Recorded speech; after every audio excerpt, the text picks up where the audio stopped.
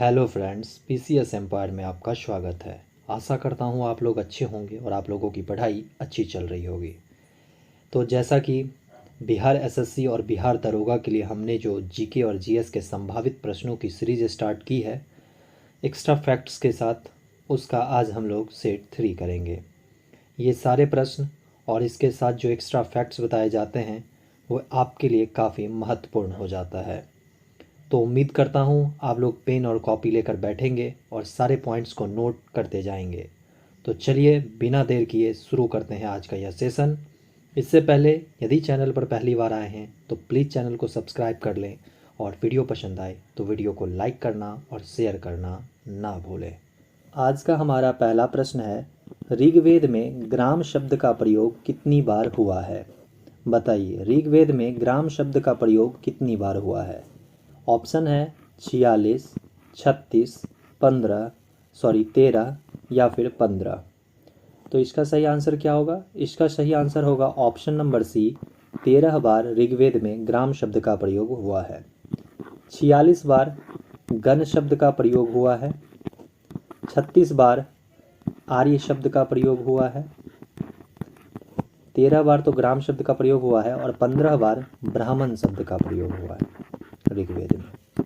ठीक है, इसके बाद कुछ और इम्पोर्टेंट आप लोग नोट कर लेंगे, जैसे कि सभा शब्द का प्रयोग ऋग्वेद में 8 बार हुआ है, समिति शब्द का प्रयोग 9 बार हुआ है और राजा शब्द, पृथ्वी और गंगा, इन तीनों का प्रयोग 1 बार हुआ है। ठीक है, इसके बाद आप लोग याद रखेंगे इंद्र शब्द का प्रयोग 250 बार हुआ है, अग्नि शब्द का प्रयोग 200 बार हुआ है। ठीक है, 200 बार हुआ है। सोम शब्द का प्रयोग, यहाँ से मैं मिटा देता हूँ, ठीक है ना। सोम शब्द का प्रयोग आप लोग स्क्रीनशॉट ले लेंगे पीछे, ठीक है, वीडियो को पॉज करके। सोम शब्द का प्रयोग 144 बार हुआ है और वरुण शब्द का प्रयोग 30 बार हुआ है। इसके बाद आप लोग एक और नोट करेंगे, पिता शब्द का प्रयोग 335 बार हुआ है और माता शब्द का प्रयोग 234 बार हुआ है। ठीक है, तो कम से कम इतने पॉइंट्स को आप लोग याद रखेंगे, यहाँ से एग्ज़ाम में प्रश्न देखने को मिल सकता है। ठीक है, अब हम लोग आज का नेक्स्ट प्रश्न देखते हैं। प्रथम विदेशी जिसने भारतीय धर्म को अपनाया था, बताइए कौन सा वो प्रथम विदेशी था जिसने भारतीय धर्म को अपनाया था? ऑप्शन है मिनांडर, हेलियोडोरस, मेगास्थनीज या फिर इनमें से कोई नहीं। हमारा सही उत्तर हो जाएगा ऑप्शन नंबर ए, मिनांडर। दरअसल याद रखना है आप लोगों को कि एक बौद्ध भिक्षुक थे नागसेन। ठीक है, तो नागसेन से प्रभावित होकर इन्होंने बौद्ध धर्म को अपनाया था। ठीक है ना, याद रखना है कि इन्होंने, मिनांडर ने नागसेन से प्रभावित होकर बौद्ध धर्म को अपनाया था। हेलियोडोरस की बात करें तो आप लोगों को याद रखना है कि हेलियोडोरस इन्होंने, जो कि भागद्रथ थे, एक भागद्रथ 9वें शासक थे, आप लोगों को पता होगा शायद, शुंग वंश के। ठीक है, शुंग शासक थे ये भागद्रथ। ठीक है, इसके शासनकाल में ये आए थे हेलियोडोरस, और हेलियोडोरस जो थे इन्होंने भागवत धर्म को अपनाया था। ठीक है, तो भागवत धर्म को अपनाने वाले पहले अगर कोई विदेशी थे तो वो थे हेलियोडोरस। ठीक है, अगर प्रश्न में आपको भागवत धर्म दे के पूछे तो आपका आंसर हेलियोडोरस होगा। ठीक है, और आप लोग याद रखेंगे इनसे संबंधित एक अभिलेख भी है, वो है विदिशा अभिलेख। ठीक है, विदिशा अभिलेख है, और विदिशा अभिलेख कहाँ पे है? तो ये आपको एमपी के अंदर मिलेगा। ठीक है ना, एमपी के अंदर आपको विदिशा अभिलेख मिलेगा, जहाँ से इस बात की जानकारी मिलती है कि भागवत धर्म को किन्होंने अपनाया था? हेलियोडोरस ने अपनाया था।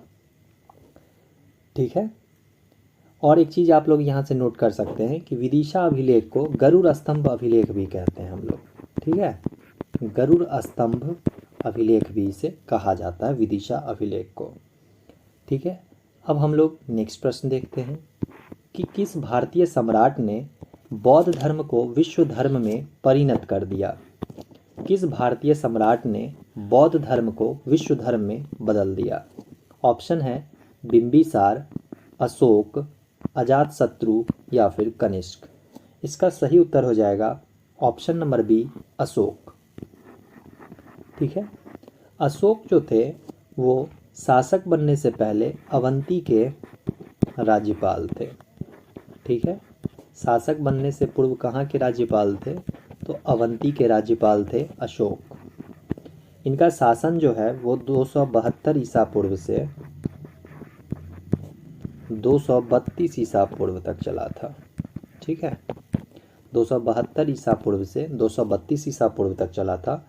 और एक चीज़ याद रखना है, तीसरा बौद्ध संगीति जो हुआ था वो इन्हीं के शासनकाल में हुआ था। ठीक है, और कहाँ पे हुआ था, पाटलिपुत्रा में हुआ था। पाटलिपुत्रा में हुआ था। ठीक है, और यहाँ यहीं से बौद्ध धर्म का प्रचार जो है वो विदेशों में स्टार्ट हो गया था। ठीक है ना, तो विदेशों में बौद्ध धर्म का प्रचार स्टार्ट हुआ था। किस बौद्ध संगीति से, तृतीय बौद्ध संगीति से। ठीक है, ये सब आप लोग नोट कर लेंगे। इसके बाद हम लोग नेक्स्ट प्रश्न देखते हैं। स्वतंत्र भारत का पहला आम चुनाव किस वर्ष हुआ था। स्वतंत्र भारत का पहला आम चुनाव किस वर्ष हुआ था। ऑप्शन है 1947 से 48, 1948 से 49, 1950 से 51 या फिर 1951 से 52। इसका सही उत्तर हो जाएगा ऑप्शन नंबर डी, 1951 से 52। जब इस पहला आम चुनाव हुआ था तो इसमें टोटल लोकसभा के 489 सीटों पे चुनाव हुआ था। ठीक है, लोकसभा के लिए 489 सीटों पे चुनाव हुआ था और सबसे बड़े दल के रूप में सबसे बड़ा दल कांग्रेस बनकर उभरी थी। ठीक है, कांग्रेस। ठीक है, कितने सीट, तो ये भी आप लोग याद रखना, 364 सीट। ठीक है, और याद रखना है इसमें 364 सीट और इसमें 22 महिलाओं की संख्या थी। ठीक है, स्त्रियों की संख्या कितनी थी, 22 थी, जो लगभग अगर प्रतिशत में देखें हम लोग तो 4.4% था। ठीक है, इतना आप लोग याद रखेंगे।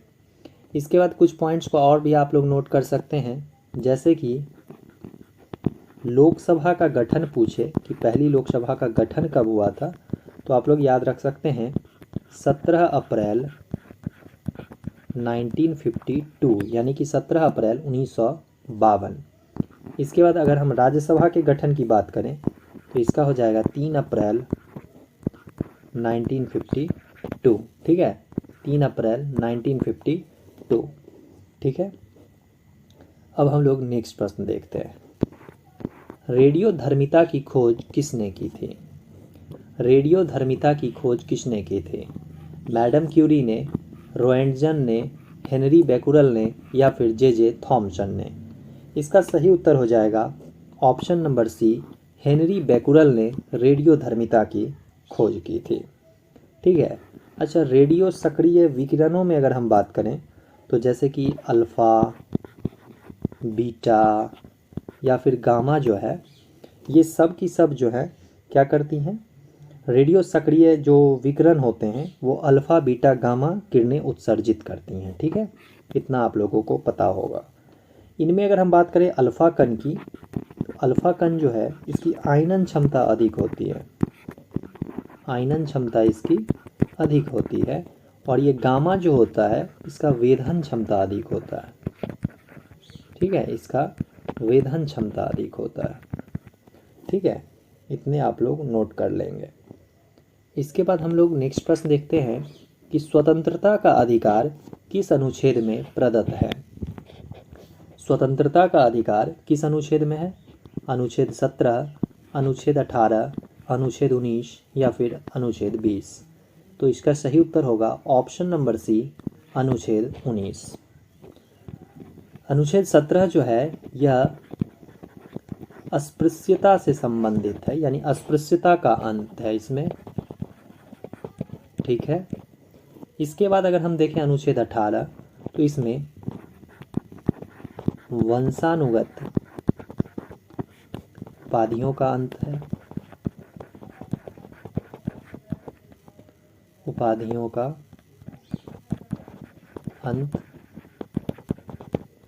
इसके बाद अगर हम लोग 19 में देखें तो इसमें स्वतंत्रता का अधिकार है, और अनुच्छेद 20 जो है ये क्या है, तो ये है अपराधों के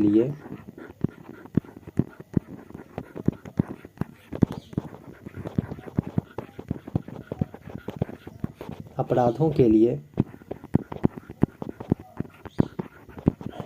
दोष सिद्धि के संबंध में संरक्षण। ठीक है, दोष सिद्धि के संबंध में संरक्षण। ठीक है, इसके बाद हम लोग नेक्स्ट प्रश्न देखते हैं कि कौन सा तत्व प्रयुक्त करने पर प्रकाश ऊर्जा शीघ्रता से विद्युत ऊर्जा में बदल जाता है। कौन सा तत्व है जो प्रकाश ऊर्जा को विद्युत ऊर्जा में बहुत तेजी से बदल देगा। ऑप्शन है लोहा, एल्यूमिनियम, सेलेनियम या फिर टीन। इसका सही उत्तर होगा option number C, selenium. Selenium जो है यह एसी को डीसी में परिवर्तित कर देता है। ठीक है, इसलिए इसका यूज जो है वो आपको रेक्टिफायर के अंदर भी देखने को मिलेगा। ठीक है, रेक्टिफायर के रूप में इसका प्रयोग किया जाता है क्योंकि यह एसी को डीसी में परिवर्तित कर देता है। ठीक है, और ये सेलेनियम जो है ये क्या है, ये सेमीकंडक्टर है, सेमीकंडक्टर है यानी कि अर्धचालक। ठीक है, और इसकी परमाणु संख्या अगर पूछे तो 34 है। ठीक है, इसके बाद हम लोग नेक्स्ट प्रश्न देखते हैं कि विद्युत धनात्मक अधातु है, बताइए इसमें से कौन सा है जो कि विद्युत धनात्मक अधातु है। नाइट्रोजन, हाइड्रोजन, ऑक्सीजन या फिर हीलियम। इसका सही आंसर होगा ऑप्शन नंबर बी, हाइड्रोजन विद्युत धनात्मक अधातु है। हाइड्रोजन आवर्त सारणी का पहला तत्व है।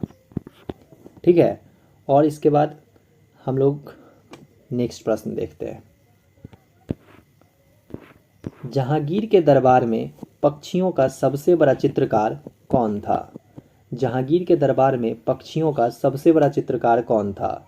अब्दुल समद, सैयद तब्रिजी, बशावन या फिर मंसूर। इसका सही आंसर होगा ऑप्शन नंबर डी, मंसूर। ठीक है, आप लोग याद रखेंगे मंसूर को जहांगीर के द्वारा नादिर उल उसर, नादिर उल उसर की उपाधि दी गई थी जहांगीर के द्वारा। और जहांगीर का जो शासनकाल था इसे चित्रकला का स्वर्णकाल कहा जाता है। ठीक है ना, चित्रकला का स्वर्णकाल जहांगीर के शासनकाल को कहा जाता है। ठीक है, नादिर उल उसर ये आप लोग याद रखेंगे क्योंकि ये प्रश्न पूछा जा चुका है। इसके बाद हम लोग नेक्स्ट प्रश्न देखते हैं कि किस गवर्नर जनरल को इंग्लैंड लौटने के बाद महाभियोग का सामना करना पड़ा था। किस गवर्नर जनरल को इंग्लैंड लौटने के बाद महाभियोग का सामना करना पड़ा था। ऑप्शन है आपके Robert Clive, Warren Hastings, Cornwallis या फिर वेलेस्ली। इसका सही उत्तर होगा option number B, Warren Hastings. Warren Hastings सबसे पहले क्या किया था, इसने राजकीय कोषागार को, ठीक है ना, राजकीय कोषागार को मुर्शिदाबाद से कोलकाता लेके चला गया था। ठीक है ना, मुर्शिदाबाद से कोलकाता लेके चला गया था राजकीय कोषागार को। ठीक है, इसके बाद आप लोग याद रखेंगे कि 1788 में इस पर महाभियोग का प्रस्ताव लाया गया था।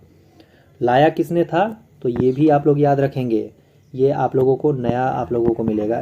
उनका नाम था एडमंड बर्फ। ठीक है, तो एडमंड बर्फ नामक सांसद ने 1788 में वारेन हेस्टिंग्स के पे जो है सो महाभियोग का प्रस्ताव लाया था, तो हालांकि यह प्रस्ताव पारित नहीं हो पाया था। ठीक है, ये सब आप लोग याद रखेंगे। ठीक है, इसके बाद हम लोग नेक्स्ट प्रश्न देखते हैं। Love point, double hit, net fault, service शब्द किस खेल से संबंध रखते हैं। Love point, double hit, net fault, service, ये सब शब्द किस खेल से संबंध रखते हैं? इसका सही आंसर हो जाएगा ऑप्शन नंबर बी, वॉलीबॉल से। ठीक है, सबसे पहले आप लोग याद रखेंगे कि वॉलीबॉल खेल का प्रारंभ जो है वो 1895 में शुरू हुआ था। कहाँ पे? यूएसए में, यानी कि अमेरिका में। ठीक है, इसके बाद आप लोग याद रखेंगे इसके जो प्रारंभकर्ता थे वो कौन थे? वो थे जे मॉर्गन। ठीक है, वॉलीबॉल के प्रारंभकर्ता थे जे मॉर्गन। और इसका जो मैदान होता है वॉलीबॉल का वो होता है कैसा? आकार में आयताकार होता है। ठीक है, चलिए अब हम लोग नेक्स्ट प्रश्न देखते हैं कि निम्न में से कौन सा कर प्रत्यक्ष कर नहीं है? यानी कि आपको बताना है इसमें से कौन सा ऐसा टैक्स है जो कि डायरेक्ट टैक्स नहीं है। तो देखिए, इसका जो सही आंसर हो जाएगा वो हो जाएगा ऑप्शन नंबर सी, सीमा शुल्क। सीमा शुल्क जो है ये इनडायरेक्ट टैक्स है, ना कि डायरेक्ट टैक्स है। ठीक है, जबकि इनकम टैक्स, उपहार कर, संपत्ति कर, और एक आप लोग यहाँ से याद रख सकते हैं कॉरपोरेट टैक्स। ठीक है ना, क्या कॉरपोरेट टैक्स भी आप लोग याद रख सकते हैं, वो भी डायरेक्ट टैक्स का उदाहरण है। ठीक है, अब यहाँ से आप लोग एक ट्रिक याद कर सकते हैं। अगर अप्रत्यक्ष कर को हम लोग याद कर ले ट्रिक के माध्यम से तो प्रत्यक्ष कर तो हमें स्वतः याद हो जाएंगे। एक ट्रिक होता है, तब सीमा जी प्रोडक्ट बिकी। ठीक है, तब सीमा जी प्रोडक्ट बिकी। देखिए, त से जो है वो होगा तटकर, ब से जो है वो होगा बाजार कर। ठीक है, सीमा से सीमा शुल्क हो जाएगा, और याद रखना है आपको सी से ही सेवा कर भी होगा। ठीक है, सेवा कर। फिर इस म से जो है मनोरंजन कर, मनोरंजन कर। जी से हो जाएगा जीएसटी, और प्रोडक्ट से हो जाएगा उत्पाद कर। प्रोडक्ट का मतलब ही उत्पाद होता है, तो प्रोडक्ट कर यानी उत्पाद कर। और ये जो बिकी है, बिकी से हो जाएगा बिक्री कर। ठीक है, बिक्री से हो जाएगा बिक्री कर। ठीक है, तो ये सब आप लोग नोट डाउन कर लेंगे अपने कॉपी में। तब सीमा जी प्रोडक्ट बिकी, त से तटकर, ब से बाजार कर, सीमा से सीमा शुल्क, साथ ही स से सेवा कर, म से मनोरंजन कर, जी से जीएसटी, प्रोडक्ट से उत्पाद कर, और बिकी से बिक्री कर। ठीक है, चलिए अब हम लोग नेक्स्ट प्रश्न देखते हैं। भारत माता मंदिर कहाँ है? भारत माता मंदिर कहाँ है? ऑप्शन है वाराणसी, चेन्नई, कश्मीर या फिर दिल्ली।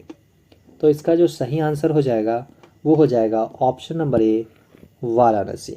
ठीक है, भारत माता मंदिर वाराणसी उत्तर प्रदेश में स्थित है।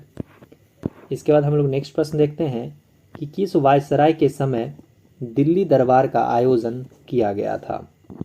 निम्न में से किस वायसराय के समय दिल्ली दरबार का आयोजन किया गया था? Lord Ripon, Lord Lytton, Lord Chelmsford या फिर लॉर्ड लिथगो। इसका सही आंसर हो जाएगा option number B, Lord Lytton. ठीक है, सबसे पहले आप लोग याद रखेंगे टोटल 3 दिल्ली दरबार हुआ था। कितने हुए थे? 3 हुए थे। मैं आप लोगों को आज तीनों लिखा देता हूँ। सबसे पहला हुआ था 1877 में, एक हुआ था 1903 में, और एक हुआ था 1911 में। ठीक है, सबसे पहले तो आप लोग ये सब नोट कर लेंगे। इसके बाद याद रखना है इस समय जो वायसराय था वो कौन था? वो था लॉर्ड लीटन। इस समय जो था वो था कर्जन। ठीक है, और 1911 में जो थे वो थे लॉर्ड हार्डिंग।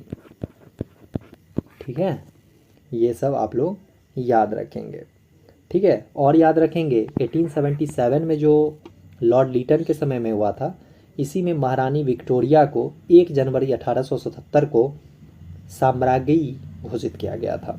भारत की साम्राज्ञी महारानी विक्टोरिया को। ठीक है, लॉर्ड लीटन से एक चीज़ आप लोग और याद रख सकते हैं, इन्हें ओवन मेरिडिथ भी कहा जाता है। ओवन मेरिडिथ, ठीक है, लॉर्ड लीटन को कहा जाता है। और एक वर्नाक्यूलर प्रेस एक्ट 1878, ये भी इन्हीं के समय में आया था, ठीक है। और इसी वर्नाक्यूलर प्रेस एक्ट के तहत जो है अमृत बाजार पत्रिका, जी, अमृत बाजार पत्रिका जिसके संपादक शिशिर कुमार घोष या फिर मोतीलाल घोष थे, वो पत्रिका जो है रातों रात बंगाली से अंग्रेजी में परिवर्तित हो गया था, ठीक है। और सोम प्रकाश जो ईश्वर चंद्र विद्यासागर का था, उसे बैन कर दिया गया था, ठीक है। चलिए अब हम लोग नेक्स्ट प्रश्न देखते हैं कि किस तिथि को अंतर्राष्ट्रीय मानव अंतरिक्ष उड़ान दिवस मनाया जाता है। बताइए, किस तिथि को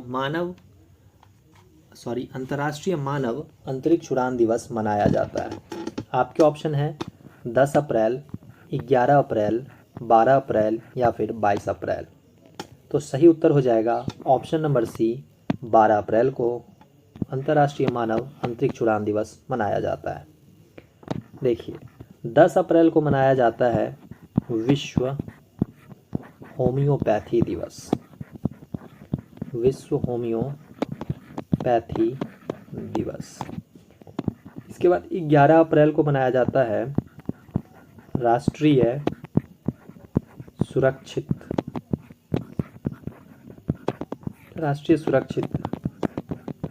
मातृत्व दिवस। और 22 अप्रैल को मनाया जाता है विश्व पृथ्वी दिवस, ठीक है। और आप लोग याद रखिएगा 7 अप्रैल काफ़ी इम्पोर्टेंट है, इस दिन मनाया जाता है विश्व स्वास्थ्य दिवस, ठीक है।